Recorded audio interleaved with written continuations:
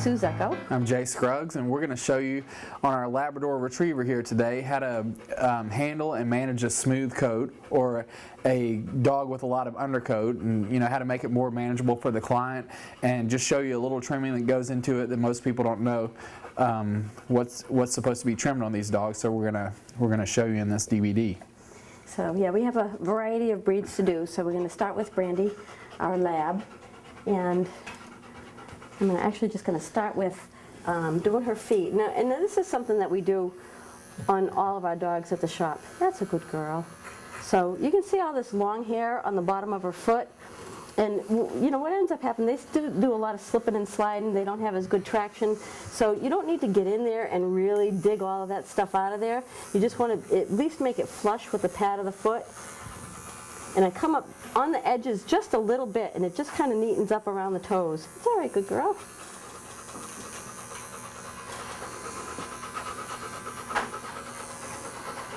Good girl. That's a good girl. Swing your butt around. Okay, same thing. You can see all these like little tiny runaway hairs here on the side. If you take a clipper, and I have this on a 30 blade, actually I have a 30 blade setting. You can come up the back part of the foot just a little bit, edge around all your pads, clean up the foot. You can kind of actually, holding the clipper in this direction, you can kind of skim the side of the foot a little bit. You don't want to come up too much. Okay. Major discovery by Jay Scruggs. So I'm just edging around her feet, and that'll just give her kind of a nice tight little foot. Oh.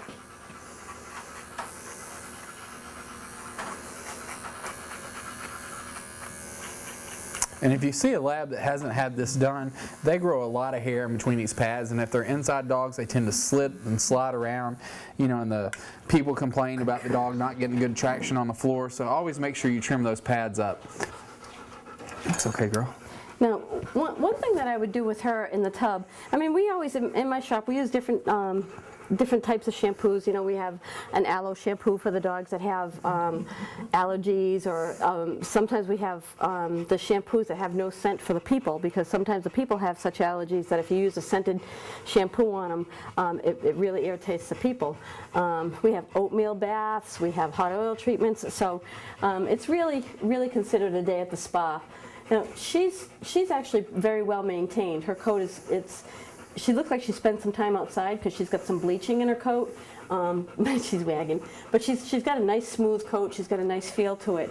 One thing, when you get a dog that comes in like this and they have a lot of undercoat packed into them, what I like to do is when I get them in the tub and you get them all lathered up, I'll use one of these little undercoat rakes. It's got some bent teeth on it, but they just have little tiny teeth on it. And when the dog is all lathered up in the tub, when you take this and you just run it through the dog's coat, it actually helps that undercoat to slide. With the shampoo on the rake, it'll help the coat to all that undercoat to just really slide right out of the dog's coat. So you can get rid of a lot of that in the tub. And you can just pick up clumps of it and throw it away without having to plug your drains up too much. Or when you have a dog that's heavily shedding and you use a force dryer, the force dryer does loosen up a lot of coat, but instead of having that blow all over the shop, you can get rid of 80% of it anyway in the tub. And it's so much easier once the dog is wet and it has some shampoo or conditioner in its coat, because otherwise if you try to take a dog and you de-shed it before you put it in the bathtub, it just makes a mess. It's hard for the hair. It's hard to pull the hair out, but like Sue said, the conditioner helps and the shampoo helps loosen the hair up so it will slide right out. And we can take what we call, this is a Furminator. You can take a Furminator before the bath, or I like to do it with them when they have a little bit of moisture on them, because the Furminator grabs a little bit better. When they're dry, it seems to build up a lot of static, but you want to make sure you hold the dog's skin tight and just use this almost as a brush, and always go in the direction that the coat grows, and you'll see as you're holding the skin tight, all this does is pull out that dead fuzzy undercoat, and that's going to help the dog shed a lot less. But I always recommend doing it during the bath or right after the bath while the dog's still wet. You'll get a lot more hair out and it won't fly around the shop. So I'm gonna de-shed or get some of this undercoat out.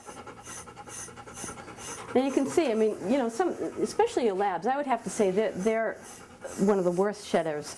And one thing that you have to remember, a lot of times when a dog comes into your shop, some of these short-haired dogs, you wash them and you dry them and you bring them out to the owner and they shake and all this loose hair falls off. After you've done the de-shedding program and you've, you know, used the force dryer and you've got all that out of there, when a dog gets nervous, they tend to shed a lot. It kind of like opens up their pores. Sometimes you'll even notice them get really flaky. You've used really good shampoos on them and all of a sudden you'll see this like white flaky stuff come to the surface. And that's more nerves than anything. That's not a poor grooming job. It really isn't anything that you can do for it, because once a dog gets home, he's going to be fine. But it's just kind of a nervous thing. It's almost like when a person gets hives, you know, when they kind of break out. And the same thing happens with the dogs when they get really nervous. And you can also take your Goldens or a lot of your sporting breeds that get that really fuzzy dead hair that's along the front of their legs, and you can take the Furminator and just kind of card a lot of that stuff out with this tool. But we just want to get out as much as we can to help the dog, and when the dog goes home, the owner doesn't see all that hair floating around like they normally do. And you can also charge them for this, so that's the key to it.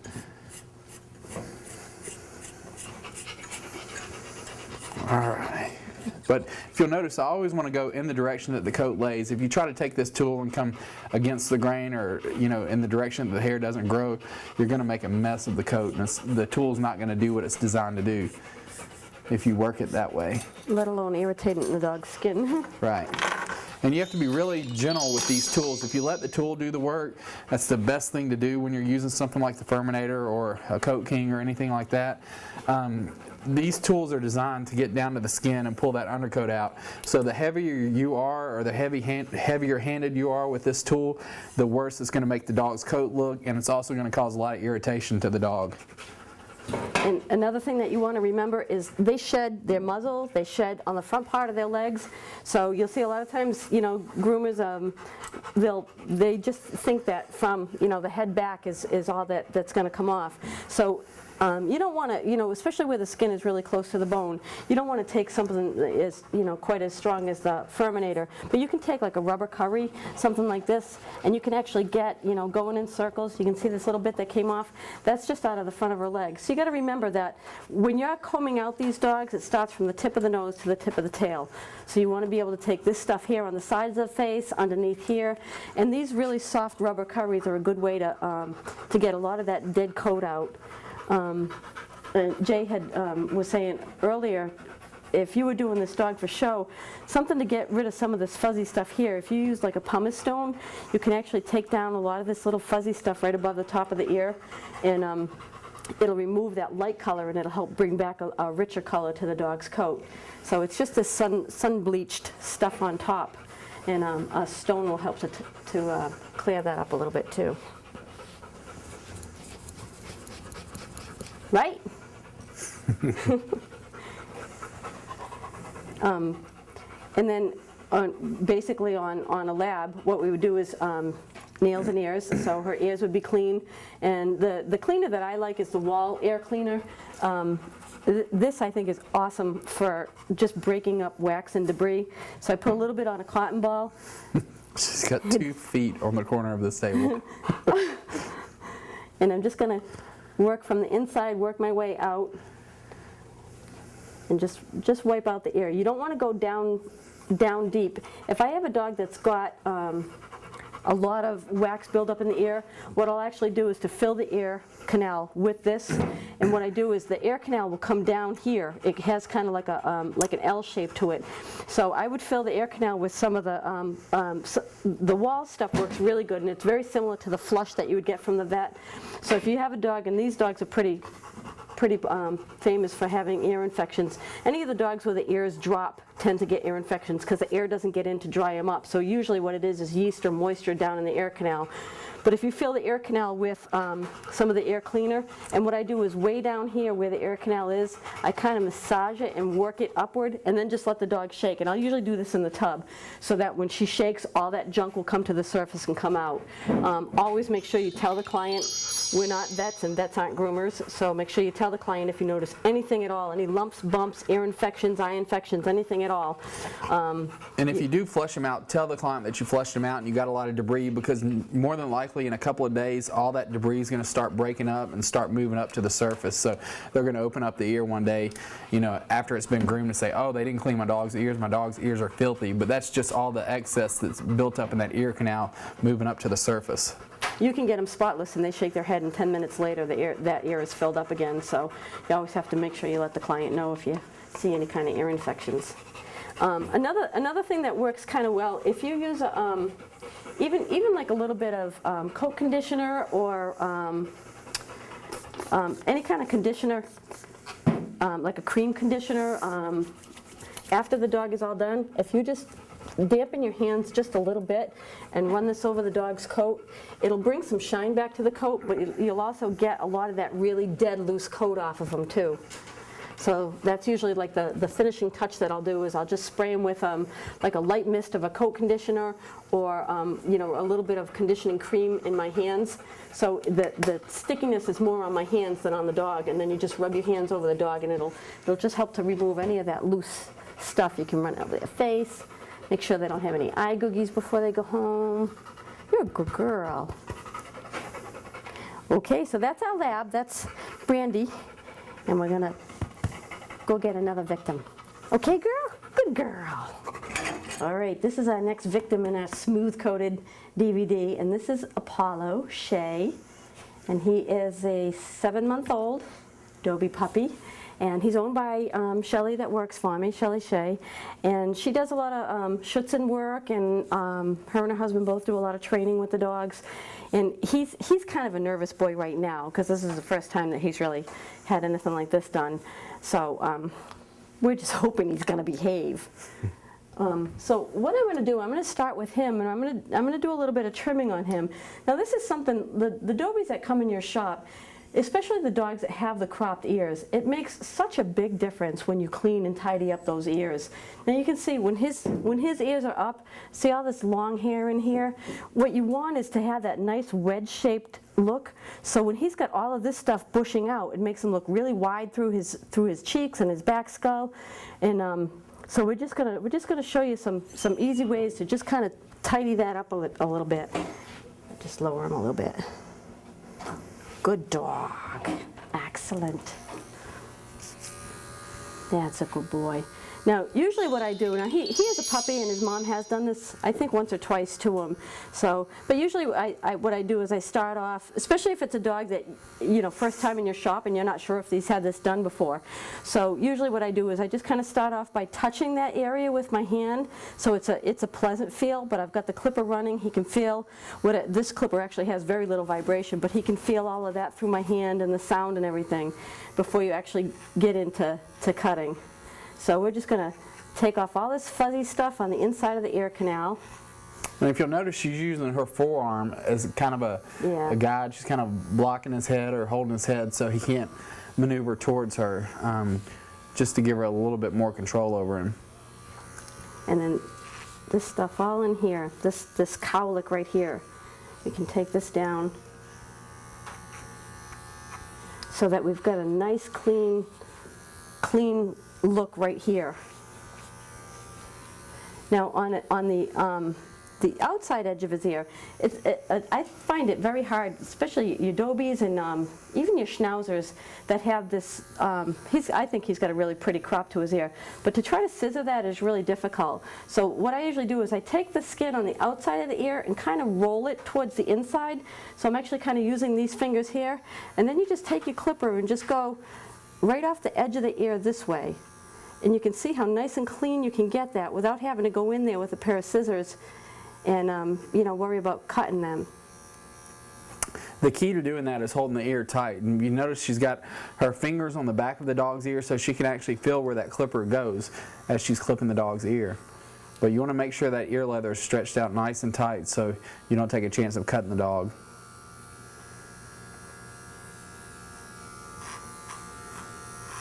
Good boy. And you can see just in that little bit the difference that it makes. Look this way. And just kind of cleaning up all this fuzzy stuff on his ear.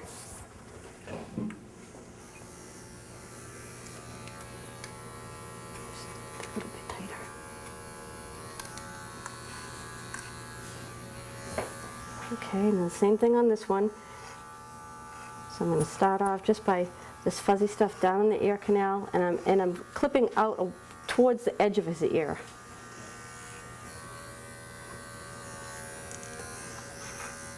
And I kind of roll this clipper is the Bravera made by Wall, and I don't want to, I'm doing the inside of his ear with, I actually did the inside with a 30, I did the edging with a 40, but this cowlick right here, if I were to do this with a 30 or 40, it might tend to make like a really bald patch right here. So with this clipper, I just back it off one more notch. So I actually did this with a 15, so I can get this part of the back part of his ear and the cowlick in the front part of his ear nice and clean without making it look like a big bald spot. Now I'm going to go, and the same thing, I'm using my thumb on, it's all right, I'm using my thumb on the outside, and so even from standing behind him I can see, so I'm just kind of working my way up his ear, and just kind of push that hair towards the edge of the ear, and then you can get it all nice and clean.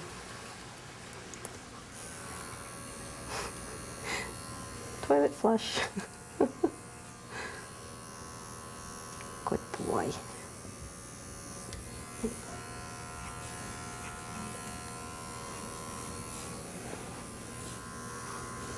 He's being good.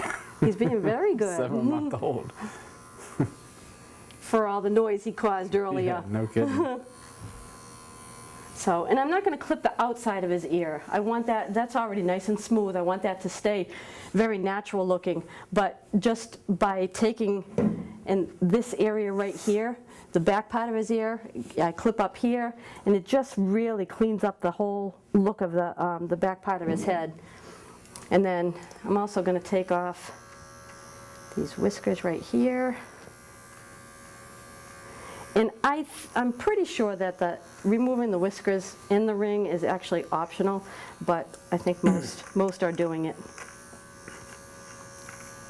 And again, I think it just gives that whole wedge-shaped head that nice clean look.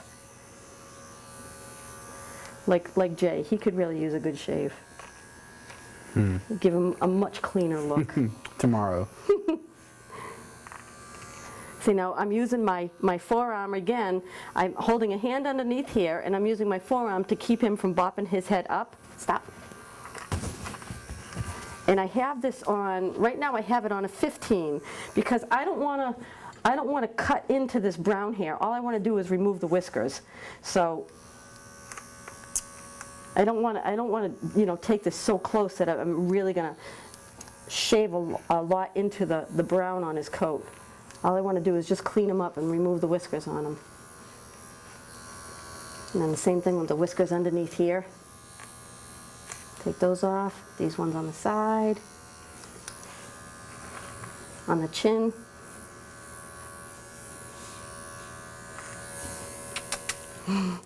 Such a good boy. Okay, and then the same thing on his feet. I'll just do what I need with the clipper before I put it down. The same thing, I'm just going to edge his pads a little bit, just kind of tighten up the outside of his foot, so you don't want to see any kind of scraggly hairs at all. So if they have any kind of long hairs on the toes, you just want to kind of tighten them up using your clipper. And on him, because his coat is so smooth, I can do this with a 40 blade. That's a boy. Oh, you're excellent. Now I won't have to tell your mother you're bad.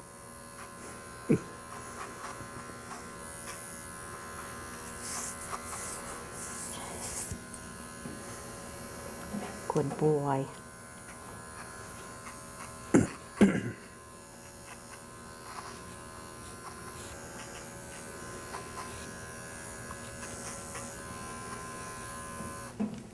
All right. Now I'm just going to go to my thinning shears. And she, actually Shelley's going to let me do it. She wants to actually see how he's going to do in the breed ring. With Adobe's, the working lines, which are from Germany, are quite a bit different from what we see in the breed ring. And what we see in the breed ring, I mean, this is a working breed, and a lot of what we see in the breed ring with they've really created these long swan-like necks on them and everything. I mean, these are dogs that are supposed to be able to do like full force bite work, and I'm afraid some of them would snap their neck if they ever came at anybody with those long necks, and they're a lot finer boned. We went to a show with him a few weeks ago, and there was a Dobie person there that was amazed at how much bone he had compared to what's in the ring right now. So now what we're going to do, on his neckline, and we want this to be a nice clean look. I mean, he should be sleek all over. The way, you know, the way his black goes into his red, I mean, everything should be a nice shiny sleek look. He doesn't have a lot, but even just this little cowlick right here where the hair is sticking out on the sides here, we just want to clean this up. We want to make it nice and smooth. So I'm going to take my thinning shears and I'm going to follow the way that cowlick grows, and I'm just going to tip that long stuff so he's nice and clean. So anywhere where he's got cowlicks on him, you want to take this stuff down so it's not sticking out, and it just creates a really sleek, smooth line.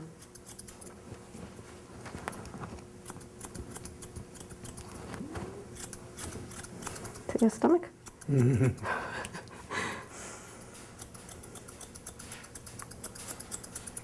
most of your clients aren't going to notice if you do this.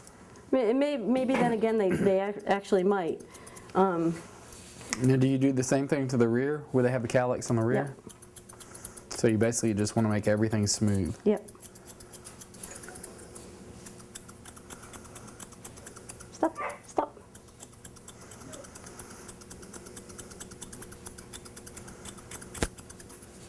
Now, and you want to be careful that you don't, create any holes in here.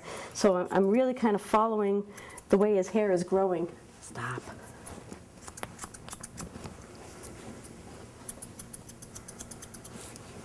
Okay, so you just want to tighten that up. He's got this little tiny cowlick here, right on his breastbone.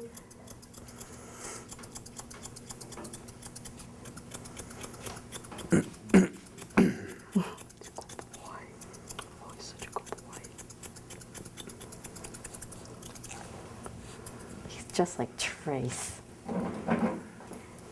Get my clipper one more time. What do I do with it? Oh, right here. Okay. This little bit right here.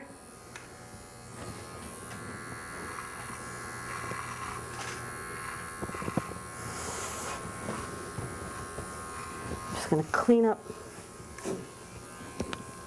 this this line here in his flank area.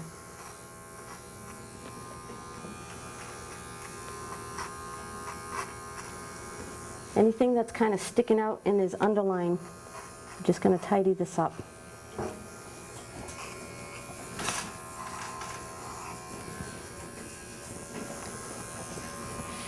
You can see what a nice difference that makes, just cleaning up his lines everywhere. Anywhere where you see that he's got a little bit of hair sticking out, and use your thinning shears to do it. You don't want to do it with a pair of straight shears.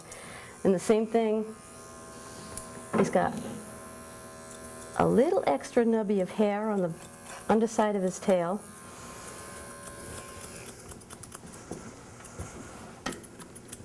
Which causes it to look like this little tiny point on the end here. And then on his rear end where the black kind of bleeds into the brown, like on his tail here. So I'm just going to kind of follow along that, where he's got these little swirls. And when you're trying to get these swirls nice and tight, you actually really have to kind of follow the way the curl goes if you want to get it in nice and tight. But just this little bit on the back of his leg, just to kind of neaten this up.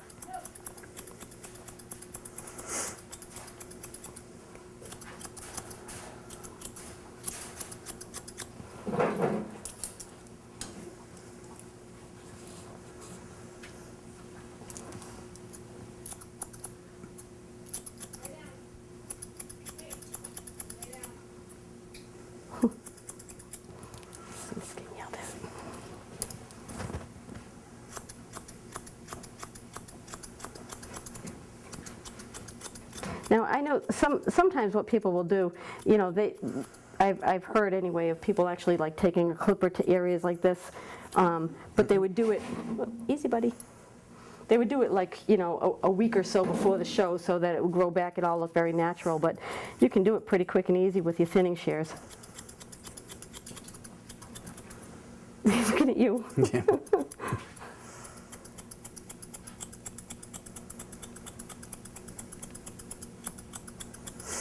He's a pretty dog. Yeah, he really is. I like his, I love his head. He's got a really pretty head. When I first put him on the table, he roached a little bit because he's nervous, but he actually has a really nice top line. He's got good bone, and actually has pretty decent movement too. And then the same thing under here. Anything that's sticking out, we just want to, so that your whole outline is really tight and neat. Okay, so we got his butt.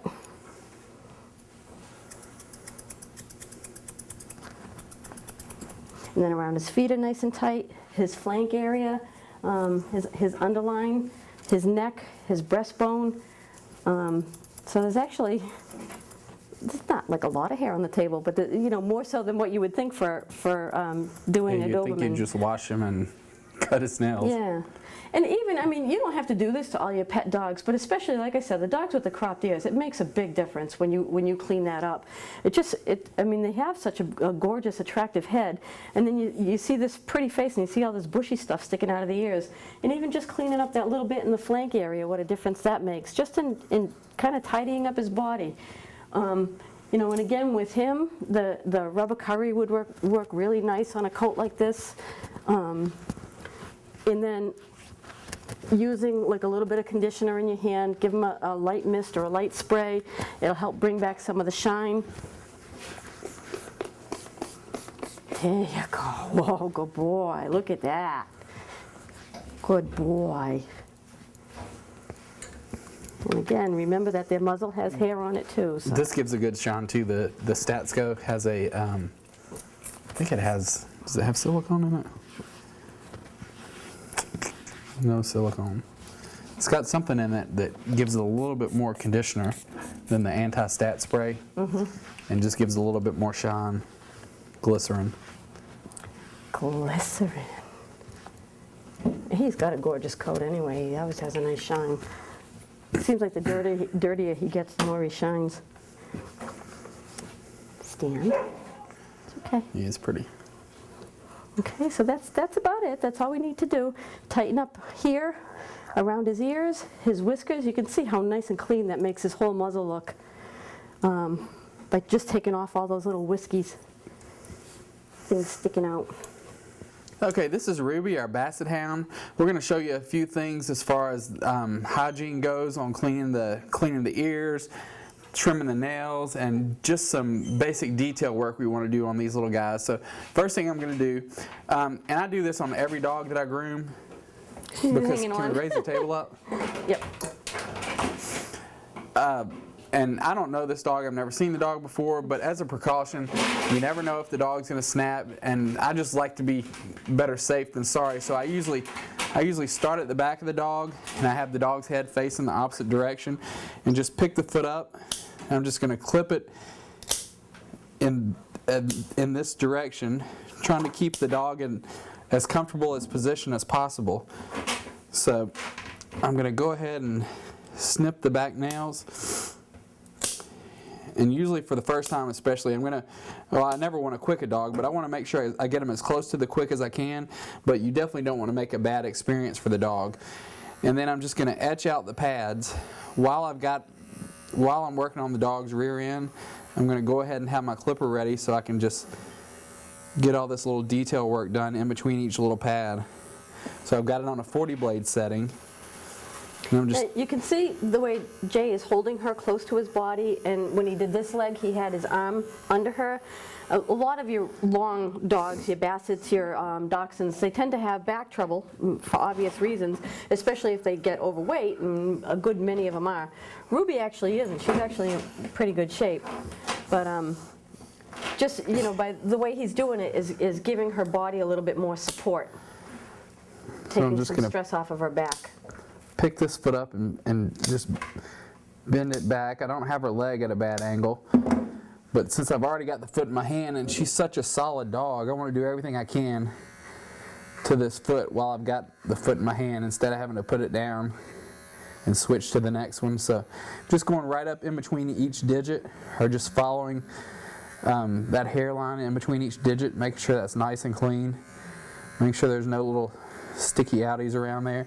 And you can see she's got a little bit of redness in her pad, so I don't want to go up in there and trim all that hair up inside of her pad at this point. So I'm going to grab the opposite leg. And I usually do this underneath. I kind of pull the dog's leg underneath her body instead of pulling it out away from her. And it just makes it more comfortable on the dog. And a lot of our Bassets don't like having their nails cut. And I think a lot of that is when you think about a lot of your Bassets, you know, their legs tend to kind of twist and bend in different directions. So when you pick up the foot to clip the nails, you really have to try to keep them in as natural position as you possibly can, and they're not going to fight you quite so much on it. So whenever you're doing the nails on any dog, if you try to think of the dog's comfort first, you'll find that you're not going to get so much fight from them. And it's also like holding up a ton of bricks when you're doing the Basset nails, because they're just such a solid dog, and because their weight's distributed in a long surface, it's just hard to hold them up. So what I'm going to do is, you want to make sure you get the Basset ears nice and clean. I'm using the Wall ear cleaner. It's the same ear cleaner we used on the, what are we using on? The Lab earlier? Yes, okay. So, Was that 4 days ago? but because the dog's ears hang low and the dog's ears are very heavy, there's a mosquito. Because the dog's ears hang low and the dog's ears are really heavy and close to the side of the head, you want to make sure you get all in these folds really well and get the ears cleaned out really well. So I basically just saturated my cotton ball. I'm going to hold the ear straight up, so that'll open up the ear canal. Their ear canal's at an L shape, so I'm opening up that ear canal. I'm really going to get in there really good with my ear cleaner. Ooh, it's making that nice noise. Yeah. When you hear it squishing around like that, you know it's getting clean.